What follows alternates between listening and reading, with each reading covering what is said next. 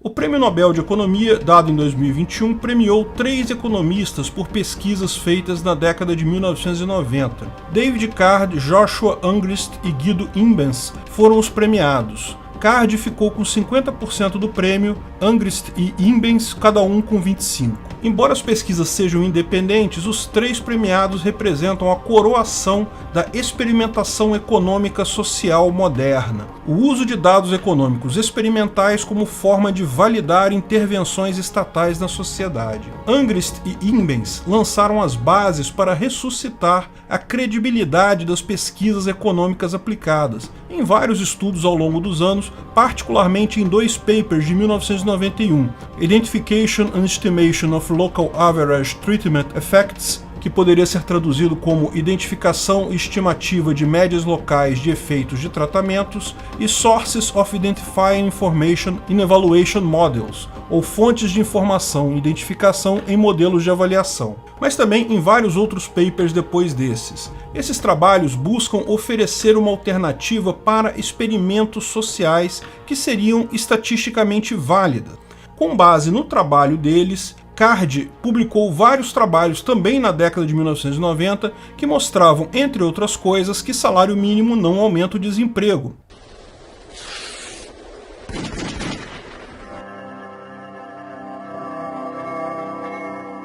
Salário mínimo aumenta ou não o desemprego? No trabalho Minimum Wage Unemployment, a Case Study of the Fast Food Industry in New Jersey and Pennsylvania, ou em português, Salário Mínimo e Emprego, um estudo de caso da indústria de fast food em Nova Jersey e Pensilvânia, de 1940, e também que imigrantes não causam desemprego ou diminuição de salário dos nativos, no The Impact of the Mariel Boat Leaf in the Miami Labor Market, ou o impacto do Mariel Boat Leaf no mercado de trabalho em Miami, em português, de 1990. Como vocês podem imaginar, essas pesquisas deles deixaram a esquerda deliciada. Finalmente temos um argumento para justificar salário mínimo e fronteiras abertas. Não é por outro motivo que o pesquisador ganhou uma enorme relevância que é coroada agora com o Prêmio Nobel. Mas, como seria de se esperar, tais pesquisas indicam muito menos do que os socialistas esquerdistas gostariam que ela indicasse. Por exemplo, a conclusão do estudo sobre salários mínimos do Card de 1994, talvez o estudo mais citado por esquerdistas no mundo todo,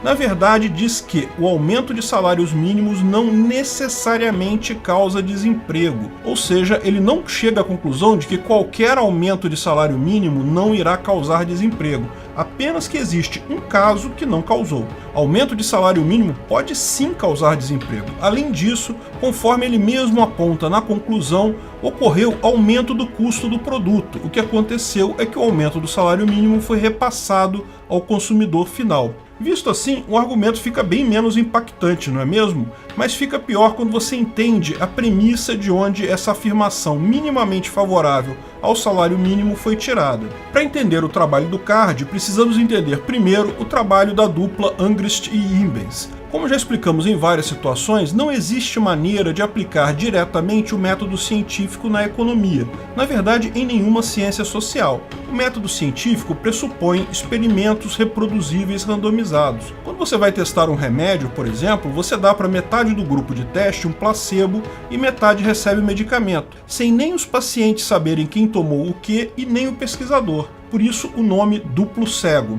Então você pode calcular no final a diferença da eficácia porque os pacientes não sabem em que grupos estão e nem os pesquisadores. Mas imagine que você queira fazer um experimento, por exemplo, para saber se salário mínimo aumenta o desemprego ou não. Como é que você faria isso? Tem como dar salário mínimo para uma parte das pessoas e não dar salário mínimo para as outras? Não tem nem como fazer isso na forma de duplo cego, né? Sem ninguém ficar sabendo se está recebendo salário mínimo ou não. Não existe como fazer experiências econômicas ou sociais, primeiro pelo fator ético. Você estaria tratando as pessoas de forma diferente, talvez de forma cruel, E segundo, pelo fator do conhecimento. As pessoas sabem em que situação elas estão e vão agir de acordo com isso, o que fatalmente mascara os resultados do teste. Pior, para garantir a precisão, esse estudo precisaria ser feito de forma reproduzível em outros grupos, para se ter um valor de fato confiável. O que propuseram Angrist e Imbens foi a criação do que é chamado experimento natural,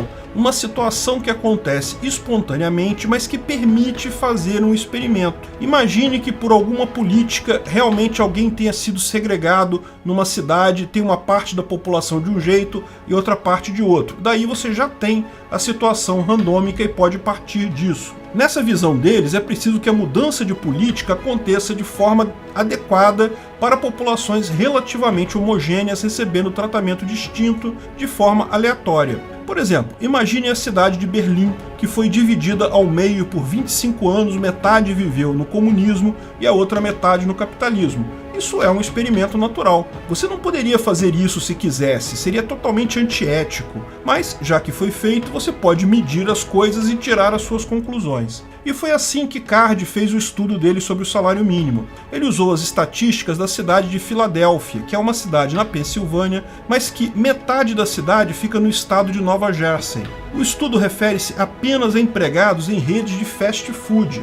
Não foi visto o emprego em geral, apenas no fast food. Em abril de 1992, o salário mínimo em Nova Jersey foi aumentado de 4,25 dólares por hora para 5,05 dólares por hora. Foi um grande aumento, 18%. Houve muita briga política, pressão contrária, mas acabou passando esse aumento. Só em Nova Jersey. Isso significa que na Pensilvânia o salário mínimo não foi alterado. Então temos uma situação que a cidade da Filadélfia, que fica dividida entre os dois estados, uma parte passou a ter salário mínimo maior e a outra não. Um experimento natural, tal como preconizado por Angrist e Imbens. E foi um aumento de 18%, o que é significativo. Se considerarmos, conforme diz a escola austríaca, aumento de salário mínimo causa desemprego, deveria haver um aumento significativo do desemprego no lado de Nova Jersey, certo? E não foi isso que aconteceu. De fato, ele diz que houve até um pequeno aumento do emprego, mas deixa claro que se trata de uma observação sem impacto estatístico correto. Mas então, como pode não ter aumento de desemprego? Ele afirma que nenhum dos modelos existentes na conclusão explica o acontecido. Então, ele não sabe a solução de fato. Apenas mostra que os preços do fast food aumentaram em Nova Jersey. O custo foi repassado para o consumidor final. Por isso, ele deixa claro que o estudo dele mostra que não necessariamente aumenta o desemprego. Dá para perceber que se o aumento fosse grande, mesmo que as lojas topassem repassar para o consumidor, haveria uma diminuição no consumo e fatalmente levaria à perda de emprego.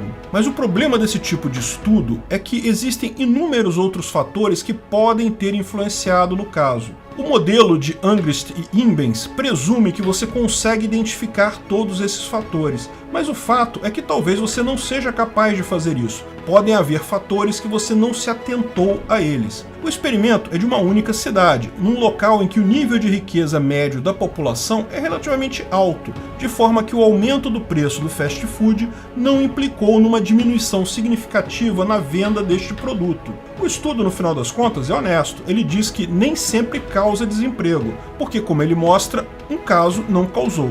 São os esquerdistas loucos por argumentos que tem por aí que tendem a extrapolar isso para dizer que toda vez que aumenta salário mínimo nunca tem desemprego. Não foi isso que o estudo disse. Nessa situação específica não houve impacto no desemprego porque o aumento foi dentro de uma margem aceitável pelo negócio do fast food na região. Aumento de salário mínimo, como expliquei no vídeo, salário mínimo ajuda o trabalhador, que está lá no canal Ancapsu Classic, pode sim ajudar em uma pequena parte dos empregados, aqueles cujo salário atual é menor que o mínimo, mas cujo valor gerado pelo trabalho é maior. Como o aumento, na verdade, foi para um valor mediano dentro da faixa de salários da região, já havia lojas que pagavam bem mais do que esse mínimo, isso fez pouca diferença. Mas isso aconteceu apenas por se tratar de um valor nessa indústria específica, nessa região específica. Não há nenhuma ligação de que isso não causaria desemprego em outras áreas de serviço,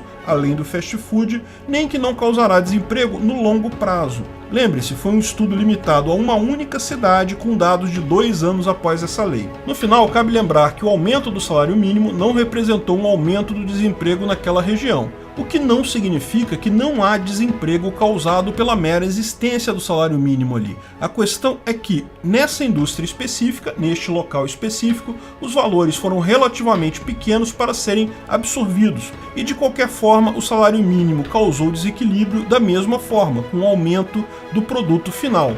Isso pode limitar o crescimento do setor em algum momento no futuro. Certamente introduziu ineficácia no sistema. Quantas novas lojas de fast food foram inviabilizadas por isso? Quantos novos empregos deixaram de ser criados? As teorias dele, no final, têm o peso que têm pelo motivo esperado. Elas apresentam uma saída para a esquerda, para estatistas em geral, tentarem impor seus pontos de vista. Infelizmente, mesmo a proposta de experimento natural concebida por Angrist e Imbens é falha, posto que não é reproduzível e não descarta interferências externas de outros fatores. No final, o valor disso está justamente na sua utilidade para justificar políticas estatais. Sempre haverá muito mercado para esse tipo de estudo, infelizmente.